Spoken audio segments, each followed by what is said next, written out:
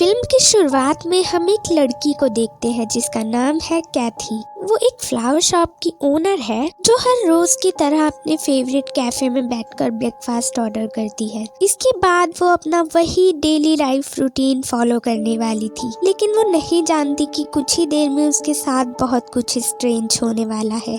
हम उसी कैफे में बैठे एक आदमी को देखते हैं जिसका नाम है लुइस। वो काफी दिनों से कैथी को फॉलो कर रहा है। कैथी उस कैफे से निकलकर जाती है एक योगा सेंटर में। वो वहाँ कुछ समय बिताती है और लुइस अभी भी उसको फॉलो कर रहा था। वो पार्किंग एरिया में कैथी का ही वेट कर रहा था। कैथी जैसे ही वहाँ से निकलती है, लुइस उसके हाथ पैर बांधकर डिग्गी में बंद करके अपने घर ले जाता है। वहाँ ले जाकर वो कैथी को एक 10 बाय 10 के रूम में बंद कर देता है। वो उससे कहता है कि ये रूम साउंड प्रूफ है और उसकी आवाज बाहर तक नहीं पहुंचेगी। बाहर से ये रूम बिल्कुल इनविजिबल था। लुइस कैथी से उसका नाम पूछने के लिए उसके मुंह से टेप हटाता है, लेकिन वो चिल्लाना शुरू कर देती है। लुइस उससे कुछ भी नहीं कहता और सीधा रूम से बाहर आ जाता है। हमें पता चलता है कि लुइस रूम की सब आवाजें रिकॉर्ड कर रहा है। लुइस सबसे पहले अपनी गाड़ी को साफ करता है और कैथी को खींचकर लाने के कारण फ्लोर पर जो दाग हुआ था उसको भी साफ कर देता है। यहाँ तक हमें कुछ भी पता नहीं चलता कि आखिर लुइस ने कैथी को किडनैप क्यों किया है। ये कोई नॉर्मल किडनैपिंग तो नहीं थी, क्योंकि सब कुछ प्री प्लान लग रहा था। दूसरी ओर हम कैथी को देखते हैं जो उस रूम में बनी वेंटिलेशन के पास जाकर हेल्प के लिए चिल्ला रही थी, लेकिन वहाँ उसे कोई भी नहीं सुन सकता था और ये घर भी एक सुनसान इलाके में था। लुइस फिर से उस रूम में आता है और इस बार उसके पास गन भी थी। कैथी उसको छोड़ने के लिए लुइस को $50,000 ऑफर करती है। लुइस उसे क्लियरली कह देता है कि उसे कोई पैसे नहीं चाहिए, उसे तो बस कुछ इन्फॉर्मेशन चाहिए। फिलहाल वो कैथी से उसका नाम पूछता है, इस पर कैथी तो उसे बता देती है कि उसका नाम है कैथी नॉलैंड। ये बात सुनकर लुइस अपसेट होकर वहाँ से चला जाता है। कैथी के बैग से निकालकर उसका फोन और कार्ड्स चेक करता है, मगर उन सब पर वही नाम लिखा था, कैथी नॉलैंड। लुइस दोनों के लिए खाना बनाने लगता है और साथ ही टीवी पर न्यूज भी देखता है। दरअसल ये एक केस की न्यूज है जो एक हॉस्पिटल के खिलाफ चल रहा है, पर पुलिस के पास हॉस्पिटल के खिलाफ कोई सबूत नहीं है, इसलिए केस जल्द ही खत्म हो जाएगा। लुइस फिर से कैथी के पास जाता है और जैसे ही वो रूम में एंटर होता है, अचानक उस पर हमला कर देती है। उसको लात मारकर गिरा देती है और बाहर रखे फ्लावर पॉट को उसके सर पर फोड़ देती है। कैथी बाहर भागने की कोशिश करती है, मगर वो डोर ऑटोमेटिक लॉक था और वहाँ नेटवर्क भी नहीं था। लुइस वहाँ आकर कैथी को गन दिखाकर डराता है। वो फिर से उसका नाम पूछता है, जिस पर वो कहती है कैथी नॉलैंड, मगर शायद लुइस को कुछ और ही सुनना था। कैथी नहीं समझ पाती कि आखिर वो चाहता क्या है। वो एक बार फिर से उस पर अटैक कर देती है। दोनों के बीच हाथापाई होती है और दोनों इंजर्ड हो जाते हैं। उसी समय लुइस देखता है कि उसके घर की केयर टेकर अलोंड्रा आ रही है। वो तो उसे मना करना बिल्कुल भूल ही गया था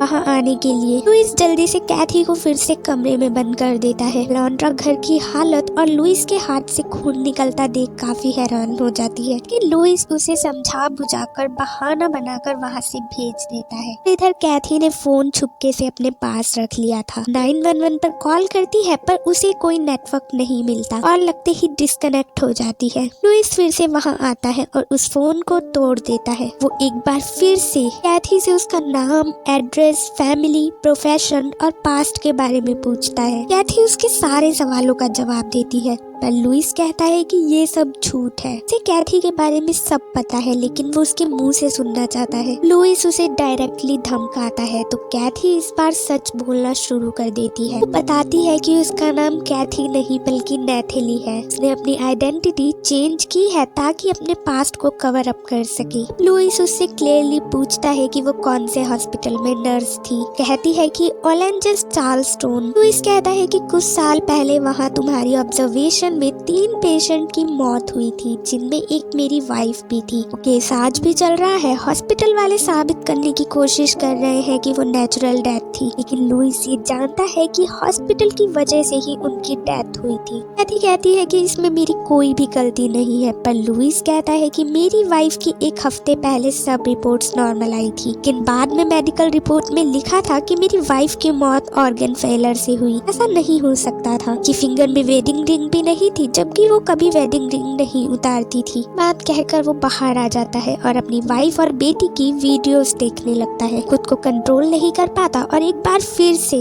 वापस आकर नेथली को कहता है कि अगर तुमने सच नहीं बताया तो मैं तुम्हें मार दूंगा। नेथली काफी डर गई थी। वो एक्सेप्ट करती है कि मैंने ही तुम्हारी वाइफ और बाकी 2 पेशेंट को मारा था। वो रीजन पूछता है, जिस पर नेथली बताती है कि जब मैं छोटी थी तो मेरे डैड ने मेरी मॉम को चीट किया और बाद में हमें छोड़कर चले गए। के बाद सोसाइटी ने हमें आउटकास्ट कर दिया। मेरी ट्विन सिस्टर जिसका नाम कैथी था उसने सुसाइड कर लिया और तब से मुझे ऐसे लोगों से नफरत है। अपने परिवार वालों को धोखा देते हैं। वो कहती है कि जब मैं हॉस्पिटल में नर्स थी तो पेशेंट्स अपनी बातें मुझसे शेयर किया करते थे। हमारी वाइफ को जब एडमिट किया गया तो मुझे पता चला उसका एक्स्ट्रा मैरिटल अफेयर है, वो तुम्हें धोखा दे रही है, इसलिए मैंने उसे मार दिया। ऐसे ही बाकी 2 पेशेंट्स को भी। उसने ऐसे ड्रग्स यूज किए ताकि किसी को शक ना हो। लुइस को इस बात पर बिल्कुल यकीन नहीं होता कि उसकी वाइफ डिसलॉयल थी। वो उस जगह से बाहर आ जाता है, फिर से अपनी वाइफ की रिकॉर्डेड वीडियोस देखना शुरू कर देता है। लेकिन एक क्लिप में वो देखता है कि उसकी वाइफ बार बार कॉल को कट कर रही है। वो कोई बिजनेस कॉल तो नहीं लग रही थी। लुइस काफी इमोशनल हो जाता है क्योंकि शायद ऐसा हो सकता है कि उसकी वाइफ उसको चीट कर रही हो। कुछ समय अकेला बिताना चाहता था तो घर से बाहर एक जगह पर आ जाता है, मगर वहाँ 2 पुलिस ऑफिसर आ जाते हैं जो नेथली के कॉल को रिस्पॉन्स कर रहे थे। लुइस की कार को चेक करते हैं, मगर लुइस तो ऑलरेडी सब कुछ साफ कर चुका था। दूसरी ओर नेथली फ्लोर की एक टाइल को